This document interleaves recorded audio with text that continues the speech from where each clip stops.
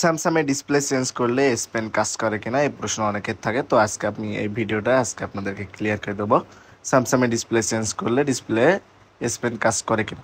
তো আমার হাতে এই মুহূর্তে যে ফোনটা দেখছেন স্যামসাং S23 আলট্রা, এটা হলো ফিজিক্যালি হোক যে কোনো কারণে হোক ডিসপ্লেটা ড্যামেজ হয়ে গেছে।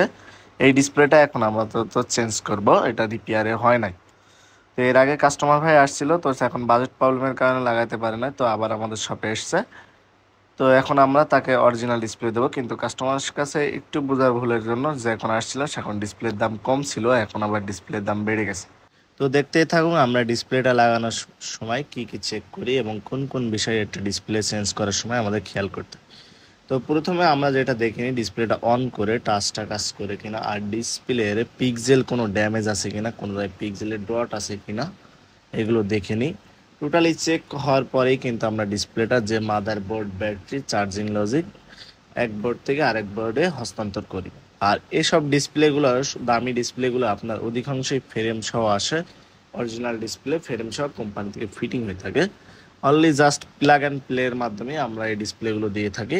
এতে আপনার যে ফিটিংয়ের নিশ্চয়তা আপনি 100-100 পাবেন।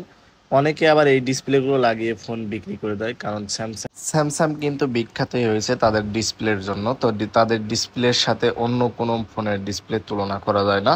তাদের যে সুপার অ্যামোলেড ডিসপ্লে আছে স্যামসাং S6 এর থেকে আপনারা স্যামসাং কিন্তু যে কার্ভ ফোনগুলোই অনেক একটি সুনাম অর্জন করেছে স্যামসাং S সিরিজটাই। তো 20 আলট্রা, এগুলো যে আলট্রা সিরিজ, নোট সিরিজ, এইগুলো কিন্তু অনেক একটি সুনামের সাথে এই ফোনগুলো মানুষ ইউজ করছে। তো এই ফোনটা ডিসপ্লে লাগানোর সময় সেটা ফার্স্টে বলছিলাম এস পেন কাজ করবে কিনা। হ্যাঁ, এটা এস পেন কাজ করবে, কারণ যে ফ্রেমটা আসে এই ফ্রেমের সাথেও কিন্তু এস পেনের লাইন টোটালি থাকে, ডিসপ্লের সাথেও থাকে।